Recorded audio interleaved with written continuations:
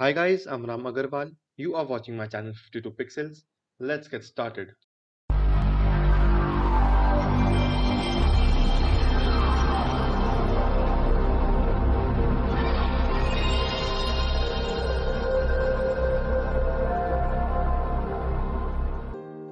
guys, in this tutorial we are going to see how to use the select and mask feature to enhance the selection of my image. So as you can see in the previous tutorial we just stopped over here. So in the previous tutorial I have demonstrated you what is the select and mask tool and what are these features that select and mask provides to us. Although we are not going to use it in current scenario, but then it's good for your knowledge that whenever you need such settings you can always work with the select and mask settings and just get the use the knowledge you've gotten through this tutorial. So now in this tutorial, again as I said, I would work with this selection of this object. Mainly I'll be focusing on how to select the hairs properly and maybe how to improve the selection of the t-shirt or maybe the overall subject. So to get started, what we are going to do is just we have all these 5 options, 6 options or 7 options, I don't know, I didn't count. It's 7 options, yeah. So we have all these 7 options. I'll just quickly introduce you to all these options. So one is this brush tool, which everybody knows. It's a general brush tool, so there's no much explaining to that. And this the second one that we are going to use the most. This is called the refine edge brush tool. So what happens is in refine edge brush tool, if I just drag the brush across my edges, it will just refine my edge and it will make it, blend it with the proper background, and it has some sort of what you can say, it has this I'm not able to get that word, I'm sorry, but it will just automatically select your image and it will just fill the image. It's basically like content aware, so it will fill the image and the contents, like it knows what the contents are and it will make them look natural. So if we talk about the terms of hairs, so as you can see, hairs are not like this, they're not like perfectly in this shape. So some hairs are like flying, or we have some uh, they are not continuous, and there's some discontinuity when it comes to the terms of hairs. So for that, refined edge brush tool is the best tool to work with the object layers and especially with the masks in the select and mask tool, of course.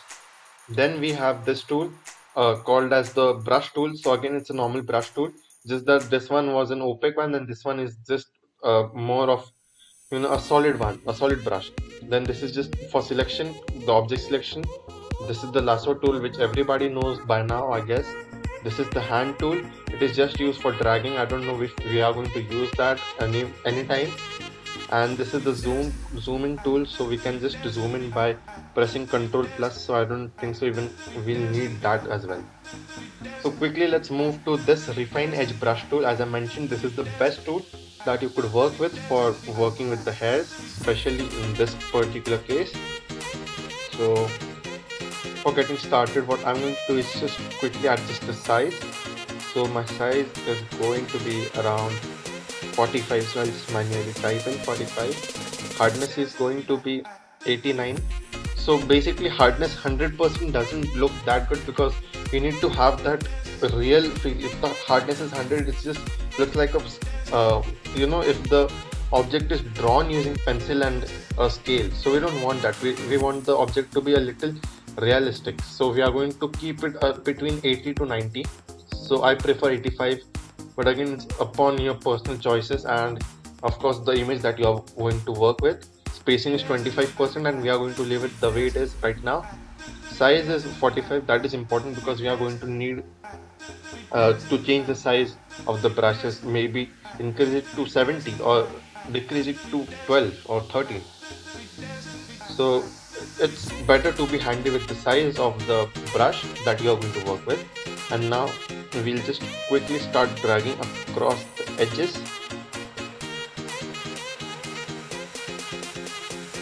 So as you can see, this magic happens that this earlier selection, if I just show you the original one, the earlier selection was just like this, but once I use this tool, it has made my selection and it has made it like more believable, and it is more good looking and appropriate than it was before. So again, working through this white regions to make sure you work with your image the best way you can, so that it looks good and doesn't look that edited and kind of a badly edited image. So just quickly select through all the regions of the hair so that you don't get that white background in the like in the backside of the subject, and you get these hairs cool. So just work with this. I'm not going to speed this up today because it needs to be taught with patience and it needs to be learned with patience, because that's a new tool that we are going to learn today, and we should know how to use it properly so that we avoid any mistakes. So as you can see, I have selected my hairs the best way I can. So if I just show you the original one was just like this, and this one looks better and more believable. So that's it. I've selected my object. The main purpose has been sorted. It's been done now. Now other thing that we need to get rid of is this part.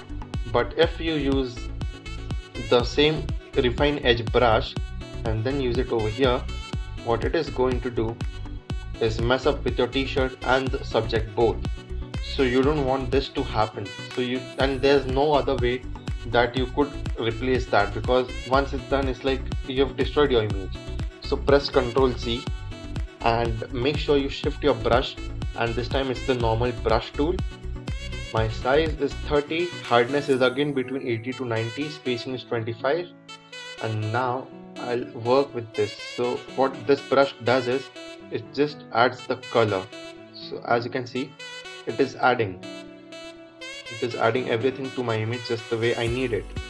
So if my edge is not selected properly, or if I have messed up during the selection of edge, this is the best tool to resolve your issues and get the selection done properly. Just that you need to be precise with the mouse, because you're working with the mouse. There's no other option that you could do the best. So you need to work with your mouse and you need to be precise while doing it. But I guess that's not an issue. Everybody is okay with mouse, I guess. But yeah, that's my opinion. It's totally up to you what you feel and what you decide doing it. So we are done with the selection of the t-shirt over here. I'll just zoom in so that I can clear any defaults or the mistakes that I have done. So like this, and good to go. Now same way we'll work with the t-shirt over here on the left side, at least our left side. So again, let's start working with the edge.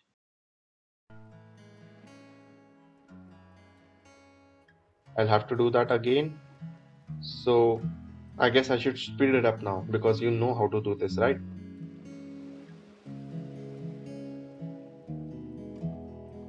As you can see, I have selected the t-shirt and I've done the adjustments with that. So now what we are going to do is the final adjustment, that is again going to be with the refine edge tool. It's not going to be that detailed and that precise as the hairs, but what we have to do is just that this edge over here, it looks kind of catchy when you're against a darker background, so it would, it would reflect a different color. So I'll just blur it and use the refine edge so that my color gets filled in properly, and if there are any mistakes, they get resolved and the selection is just perfect. So I have done the selection completely, and by now I guess you might be bored. So we are just going to quickly call this tutorial off. So the last thing that I again remind you is that make sure you just check this decontaminate colors on, so that once you have made this adjustments and the colors get contaminated, so if there are any mistakes in the colors, this decontaminate colors will help you, and it will make your image look better. Now I'm done. I'll click on OK. So as you can see, once I decontaminated my layers, it automatically creates a different layer of my select and mask. So this is my normal layer, the normal selection, quick selection, and this is select and mask, and this is much better, I feel. Now I'll show you the difference between both the layers. So I'll first drag this image to this image. So I'll just drag and paste over here. I have to transform the size, so more like this. And now I'll turn this off, and my previous selection, drag and paste it over here. So these are my two selections. This is the quick selection and this is the select and mask. I'll zoom in and show you the differences. So in the quick select one, as you can see, the hairs don't look good and they are not matching well with the background. There's still a tinge of the white background that is in the main original image. Even the selection isn't that perfect. So as you can see, the selection over here has gone wild. It doesn't look good over here as well. And hairs, you can just never question hairs because they're not looking good at all. But now if we just zoom in and take this image into consideration, it actually looks like this image has been clicked over here. It doesn't look edited. First thing, it's because the edge is properly done. Secondly, the most important thing is the hairs. As you can see, if we zoom into the image, there are no white spots in the hairs. The hairs look like, the opacity is too much. It looks like the brick wall is actually behind the subject. And even the hairs, they don't look that messy as in this case. So select and mask actually has its own benefits. So well, I'm going to delete this one so that I can get rid of it. This I'll have to delete it. Yeah, and now I'll just take it over here. So this is where I wanted my image to be, and this is how it looks now, and I guess that looks pretty good. We can do adjustments using the burn tool as well. A little small adjustments, but I guess this should work as well. So I'll just do the small adjustments over here and same over here in the background. So I won't rush with that. So for now I'll just stop it. So well, that's it for today guys. Hope you liked the video. Make sure you subscribe to 52 Pixels and tap on the bell icon to get notified. Thank you.